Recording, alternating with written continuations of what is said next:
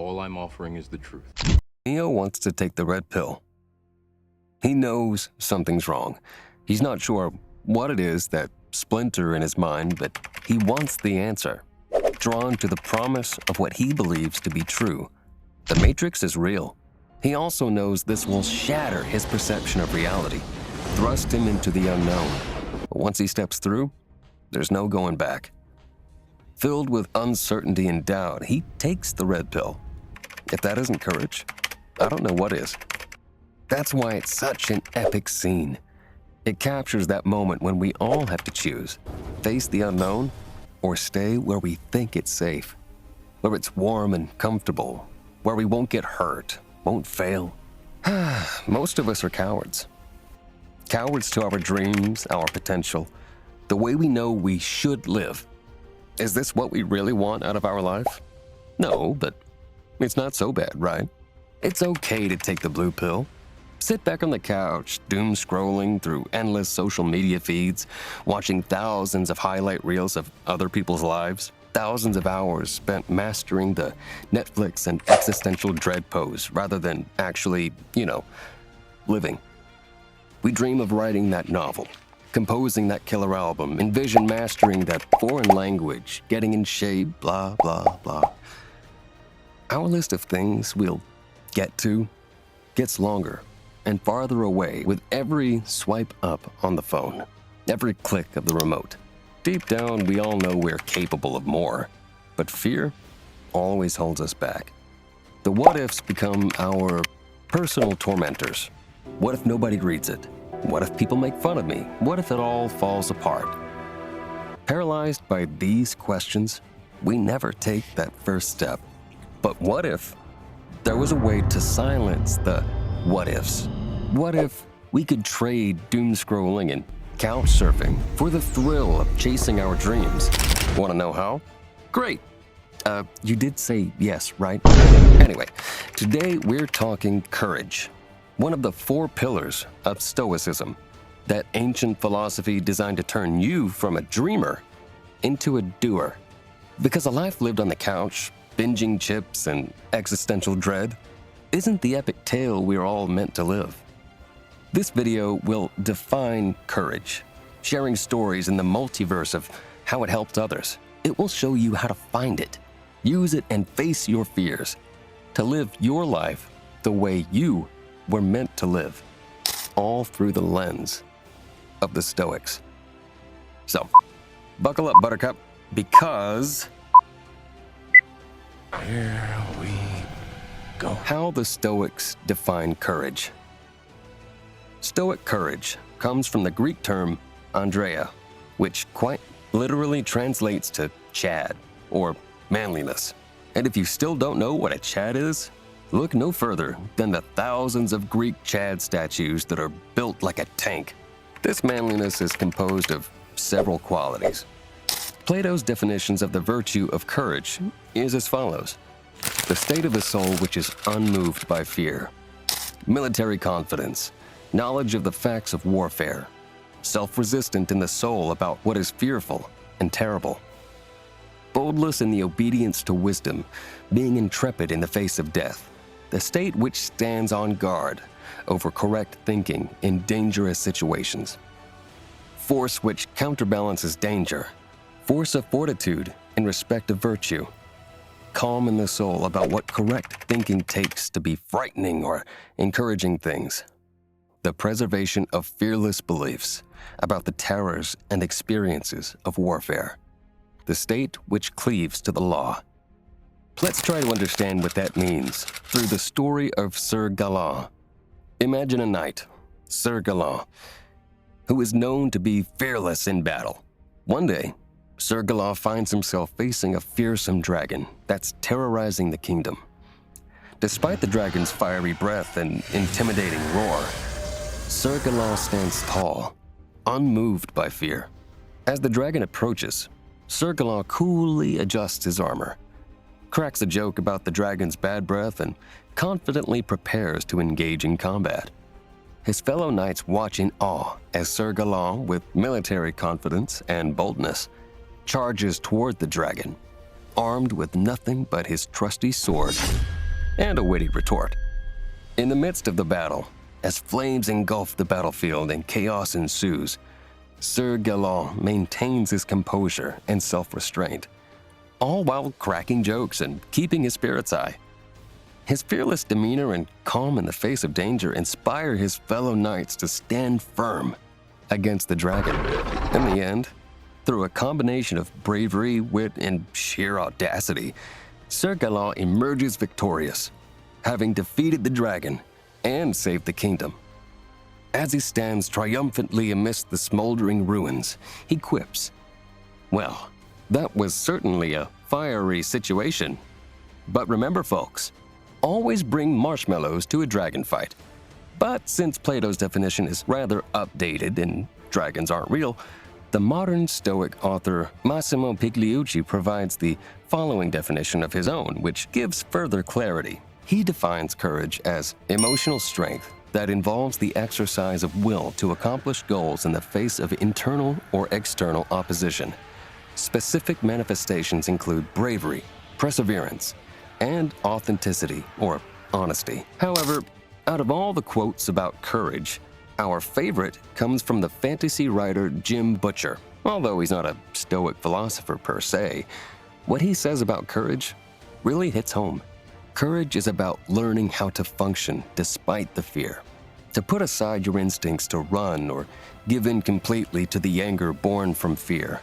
Courage is about using your brain and your heart when every cell of your body is screaming at you to fight or flee, and then following through on what you believe is the right thing to do. The moral of the video. Our version of this quote is pretty cool too. Conquer your couch. Not dragons, but maybe pack marshmallows. Yeah, most of us are champions at the Netflix and existential dread pose. But heroism isn't limited to slaying actual dragons, although, let's be honest, that would be pretty metal. And it isn't about winning wars. Courage for the Stoics is about facing the real fire-breathing beasts in our lives.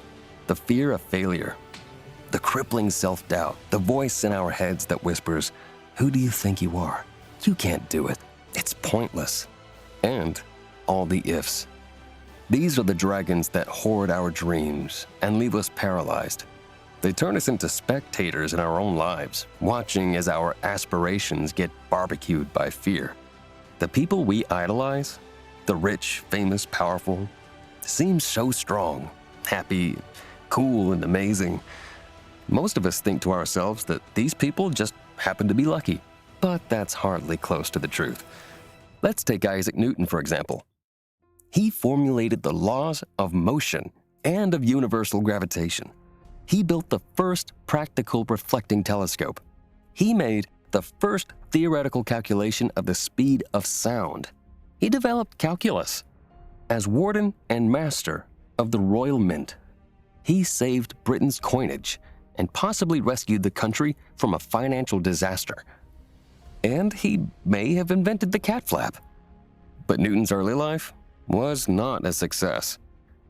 At the age of 17, his mother removed him from his school so he could become a farmer.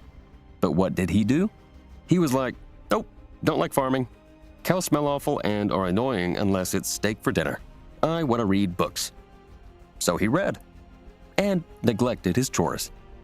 Eventually, he was readmitted to school to finish his education and then admitted to Trinity College in Cambridge. Even there, he was undistinguished, disappointing his tutor, Isaac Barrow, with his ignorance of Euclid.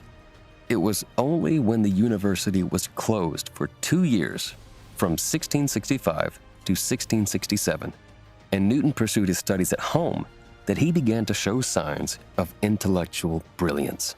By 1669, Isaac Barrow was describing him as an unparalleled genius. And by 1670, he was elected to the prestigious post of Lucasian Professor of Mathematics. When J.K. Rowling was writing Harry Potter, she was also at the lowest ebb of her life.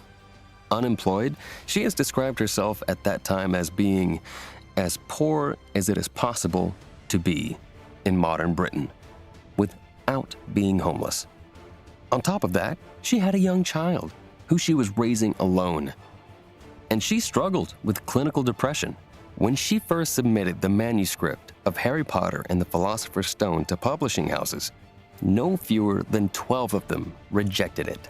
Even when Bloomsbury accepted the novel, Rowling was advised by her editor that she ought to get a day job, as she would not be able to earn enough from writing to support herself. You know the rest of the story. Harry Potter and the Philosopher's Stone became one of the top 5 best-selling books of all time, selling over 100 million copies. It and its sequels made Rowling the first person in the world to become a billionaire by writing fiction. The collection is considered a must-read around the world, and will likely remain so for generations to come. How to practice courage. Literally. Start. Get off the couch. Get off your phone, after watching this video, of course, and take the red pill. Tomorrow isn't guaranteed. The only thing that's guaranteed 100%? Your dreams. That life you should live will only exist in your mind if you don't start. Neo didn't become the one immediately after he took the red pill. He took the first step by choosing the red pill. Then all the cool kung fu and flying stuff happened. I'm pretty sure J.K. Rowling was on the tip of her toes out of fear every day for not having any idea what the heck to do with her life. But she did it anyway. She found the courage to do so. She stayed loyal to her virtues. She stayed loyal to her dreams and believed in herself. Here's their secret. Courage isn't the absence of fear. It's the ability to acknowledge your fear and all those what-ifs and take that first shaky step anyway. Marcus Aurelius says in the book Meditations, "At dawn, when you have trouble getting out of bed, tell yourself, I have to go to work. As a human being, what do I have to complain of if I'm going to do what I was born for, the things I was brought into the world to do? Or is this what I was created for? To huddle under the blankets and stay warm?" Human beings weren't made to watch endless hours of Netflix. They were made to paint, to write, to dance, to travel, to explore, to be curious, to be happy, and find purpose. Think of it like this. Our comfort zone is a big, fluffy couch. It's warm, safe, and offers excellent Netflix marathoning opportunities. But guess what? That couch is also a prison cell, built from the bars of our own anxieties. Stoicism teaches us to break free from that couch, even if our legs wobble like jello. It's about grabbing our metaphorical sword, or, a pen, that works too, and saying, you know what, existential dread? Today's not your day. Because let's face it, the world needs our weird, wonderful, and slightly neurotic selves. It needs our unique brand of courage, even if it comes with a side of self-deprecating humor and a touch of existential angst. So, the next time you find yourself paralyzed by fear, remember Neo. Remember Sir Gallant, his unwavering spirit, his witty remarks, and his questionable marshmallow choices. Take a deep breath, silence the what-ifs, embrace your courage, and take that first step. Slay your metaphorical dragon and discover a fire within yourself that's even fiercer than the one breathing down your neck. Without that first step, we don't have a gallant knight, the author of Gravity, Hogwarts, or The One. Who will you become after the first step? Just remember, There's a difference between knowing the path and walking the path. This is the way. This is the way. so what's it gonna be? Red or blue?